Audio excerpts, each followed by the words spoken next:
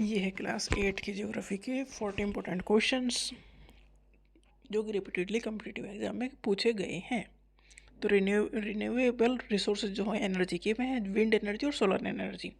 Renewable मतलब जो energy ख़त्म नहीं होती, रिन्यू होती रहती है, जैसे कि विंड है और सोलर एनर्जी है, जब तक अर्थ रहेगी जब तक रहेगी। नॉन रिन्यूएबल कौन से सोर्स हैं, जैसे कोयला है, पेट्रोलियम और नेचुरल गैस है, ये एक दिन ख़त्म हो जाएंगे क्योंकि ये हम बना नहीं रहे हैं, ये हम खोज रहे हैं। और खोज कहाँ से रहे हैं, जो पहले बन चुके हैं उन्हें खोज रहे हैं। तो ये एक लिमिटेड अमाउंट है, कभी ना कभी तो ख़त्म होगा ही होगा। तो नॉन रिन्यूएबल रिसोर्सेज ऐसे रिसोर्सेज हैं जो कभी ख़त्म होंगे ही होंगे क्योंकि उनका एक स्टॉक है, एक लिमिटेड स्टॉक है। रिसोर्सेज कंजर्वेशन क्या है? रिसोर्सेज कंजर्वेशन का मतलब है रिसोर्सेज को केयरफुल यूज़ किया करना है and giving them time to get renewed. Resources का अच्छे से यूज़ करना है और इस तरह से यूज़ करना है कि अगर आने वाली पीढ़ी पर से यूज़ कर सकें। सस्टेनेबल डेवलपमेंट क्या है? डेवलपमेंट ऐसे किया जाए कि ये सब चीज़ें हम ही ख़त्म ना कर दें, आने वाली पीढ़ी के लिए छोड़ के जाएँ। तो सस्टेनेबल डेवलपमेंट का मतलब है balancing the needs to use resources and also conserve them for the future. मतलब रिसोर्सेज का यूज़ तो करोगे ही करोगे डेफिनेटली, बट फ्यूचर के लिए भी वो ठीक बचा रहे। इस तरह से यूज़ करना है, मतलब डेवलपमेंट हमें करना है बट सस्टेनेबल डेवलपमेंट करना है। पोटेंशियल रिसोर्सेज ऐसे रिसोर्सेज हैं that not being use currently, मतलब आज वो यूज़ में नहीं आ रहे हैं बट एक दिन ज़रूर वो यूज़ में आएंगे, तो वो पोटेंशियल रिसोर्सेज हैं। यूबिक्विटस रिसोर्सेज ऐसे रिसोर्सेज हैं जो पूरी दुनिया में अवेलेबल हैं, जैसे कि एयर है। डिफोरेस्टेशन मतलब पेड़ काटना, एफोरेस्टेशन मतलब पेड़ लगाना, ये टर्म पूछ ले जाते हैं। तो डिफोरेस्टेशन हो रहा है मतलब पेड़ काटे जा रहे हैं, एफोरेस्टेशन किया जा रहा है मतलब पेड़ लगाए जा रहे हैं। Resource development is the method of utilizing our intelligence in order to improve the quality, usability and utility of a resource. Resource के डेवलपमेंट का मतलब ये है कि जो रिसोर्सेज हैं उनकी हम क्वालिटी इम्प्रूव कर दें, यूज़ करने के तरीके इम्प्रूव कर दें, यूटिलिटी इम्प्रूव कर दें, जिससे कि वो अच्छे से हम इसे अच्छे से यूज़ कर सकें। Human made resources have been created by human beings. देखो ह्यूमन इंसान भी एक रिसोर्सेज है और ह्यूमन मेड रिसोर्सेज मतलब इंसान ने वो रिसोर्सेज बनाए हैं। ह्यूमन रिसोर्स डेवलपमेंट का मतलब ये एच आर डी मतलब ह्यूमन रिसोर्स डेवलपमेंट। अब ये है कि जो इंसानों की स्किल्स हैं उन्हें इम्प्रूव किया जाए, improving the quality of human skills. क्यों इम्प्रूव किया जाए? In order to make them more useful, जिससे कि वो काम अच्छे से कर सकें।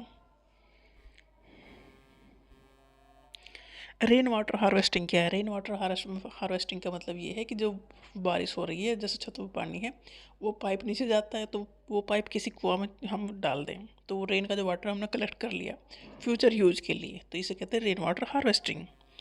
प्राइवेट लैंड मतलब वो ज़मीन जो किसी एक इंसान की हो या ग्रुप ऑफ इंडिविजुअल्स की हो, मतलब सरकार की नहीं है, तो वो प्राइवेट है। प्राइवेट मतलब किसी कोई उसका मालिक है। कम्युनिटी लैंड मतलब ये कम्युनिटी की है, जैसे एक सोसाइटी की ज़मीन है तो उसके मालिक सारे ही हो गए, इस तरह से। तो कम्युनिटी लैंड एक पार्ट ऑफ लैंड है जो owned by not owned by any one but meant for use by a large group of people. Community के जैसे कम्युनिटी का पार्क है, सभी लोग उसे यूज़ करेंगे, उसका कोई मालिक नहीं है, ऐसा सभी मिलकर उसके मालिक हैं। कौन कौन से फैक्टर हैं जो सॉयल डिग्रेडेशन करते हैं, सॉयल को ख़राब करते हैं? डिफोरेस्टेशन मतलब पेड़ कटेंगे तो सॉयल ख़राब होगी, मिट्टी ख़राब होगी, क्योंकि पेड़ों की जड़ें काफ़ी दूर तक फैल के मिट्टी को जकड़ रखती हैं। ओवर ग्रेजिंग होगी मतलब उससे पशु घूमेंगे ज़मीन पे, खुली ज़मीन पे पशु ऐसे घूमेंगे अपना खाना खाने के लिए, तो ओवर ग्रेजिंग हो रही है तो मिट्टी उनके पैरों से मिट्टी कटेगी तो मिट्टी ख़राब होगी। Over use of chemical fertiliser and pesticide, जो भी हम फसल बो रहे हैं तो फर्टिलाइज़र है, पेस्टिसाइड है, उन्हें जो यूज़ कर रहे हैं ओवर यूज ना करें। ओवर यूज़ करेंगे तो सोयल ख़राब होगी। रेन वॉश है, लैंडस्लाइड है, फ्लड है, ये सब मिलके सोयल डिग्रेडेशन करते हैं। स्कैवेंजर्स वो बर्ड या एनिमल हैं जो कि फीड करते हैं ऑन डेड लाइव स्टॉक, जो डेड मतलब मर जाते हैं लाइव स्टॉक, उनको खाते हैं ये scavengers. Tundra type of vegetation कहाँ पाया जाता है? जहाँ पर काफ़ी ठंडा रीजन्स होता है। डेसिडुअस फॉरेस्ट वो फॉरेस्ट हैं जो साल में एक टाइम पे अपनी पत्तियाँ छोड़ देते हैं।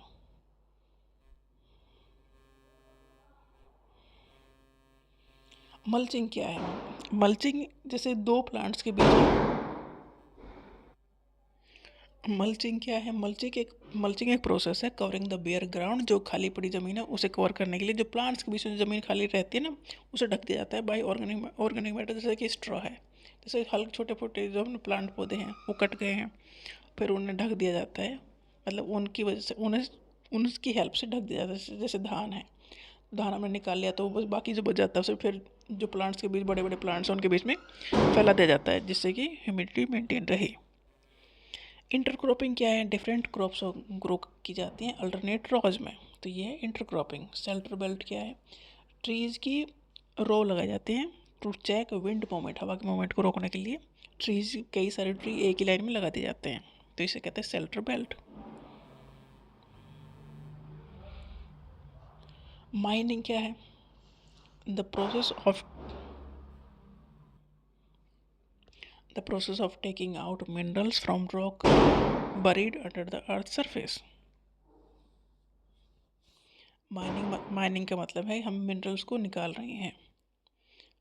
माइनिंग मतलब मिनरल्स को निकाला जा रहा है। ओपन कास्ट माइनिंग मतलब मिनरल्स ज़्यादा गहराई में नहीं है, ऊपर की लेयर हटाए फिर मिनरल निकाल ली गई, इसे कहेंगे open cast mining. Soft mining किसे कहेंगे? जब पेट्रोलियम या नेचुरल गैस निकाले जाते हैं तो काफ़ी गहरा गड्ढा करना पड़ता है, तो उसे कहते हैं सॉफ्ट माइनिंग।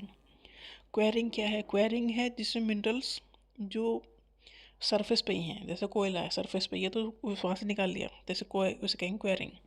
स्विट्जरलैंड में कोई भी मिनरल डिपॉजिट नहीं पाए जाते।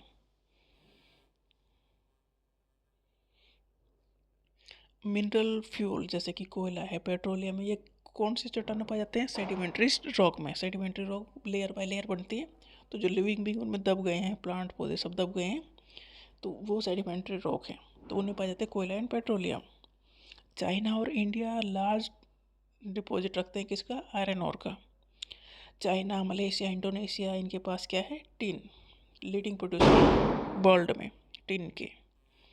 अफ्रीका जो वर्ल्ड का लार्जेस्ट प्रोड्यूसर है डायमंड का, गोल्ड का एंड प्लेटिनम का। डायमंड, गोल्ड एंड प्लेटिनम का लार्जेस्ट प्रोड्यूसर अफ्रीका है। ऑस्ट्रेलिया लार्जेस्ट प्रोड्यूसर है बॉक्साइट का। फोसिल्स फ्यूल कौन कौन से हैं? जैसे कोयला है, पेट्रोलियम, नेचुरल गैस, ये फोसिल्स फ्यूल है।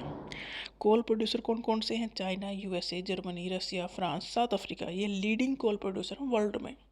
और इंडिया में है रानीगंज में कोयला है, रानीगंज, झारिया, धनबाद, बोकारो सारे झारखंड में हैं, तो झारखंड में कोयला है इंडिया में। चीफ पेट्रोलियम प्रोड्यूसिंग कंट्रीज़ हैं ईरान, इराक, सऊदी अरब और कतर। इनकी जैसे रशिया में भी है बट मेनली इन्हीं में पेट्रोल है, Iran, Iraq, Saudi Arab and Qatar. India में भी कहीं ना कहीं पेट्रोल है, जैसे कि आसाम में है, डिगबोई में, बॉम्बे हाई में है, कृष्णा और गोदावरी रिवर के डेल्टा में है, तो इंडिया में भी कुछ जगह पेट्रोलियम है। पेट्रोलियम ऐसे ही नहीं निकलता, उसे रिफाइनरी में भेजा जाता है, फिर वो पेट्रोल बनता है। Netherlands, Germany, Denmark, UK and USA, इन्होंने विंड एनर्जी को यूज़ करना शुरू कर दिया है, क्योंकि हवा वहाँ पर तेज़ चलती है, खुले खुले एरिया हैं सारे। Norway was the first country in the world to develop hydro electricity. Water से इलेक्ट्रिसिटी जनरेट करने का काम पहले कर दिया नॉर्वे ने। The temperature in the interior of the earth, जैसे हम अर्थ के नीचे जाते हैं, जैसे आसमान ऊपर जाते हैं ऐसे ज़मीन के नीचे जाते हैं, जैसे ही ज़मीन के नीचे जाते जाएंगे वैसे ही टेम्परेचर बढ़ता चला जाएगा। कन्वेंशनल सोर्स ऑफ एनर्जी हैं जैसे कि फायरवुड है, कोल है, पेट्रोलियम है, नेचुरल गैस है, ये कन्वेंशनल सोर्स है एनर्जी के जो पहले से यूज होते आए हैं। नॉन कन्वेंशनल सोर्स हैं जैसे कि सोलर एनर्जी है, विंड एनर्जी है, जियोथर्मल एनर्जी है, तो ये यूज़ नहीं होते आए हैं बट इन्हें यूज़ करना चाहिए, क्योंकि ये नॉन पोल्यूटिंग है, कभी नहीं ख़त्म होने वाले हैं और साफ़ हैं, इन्वायरमेंट को क्लीन रखेंगे, बट अभी इतने भी यूज़ में नहीं है, इसलिए non conventional source of energy है ये।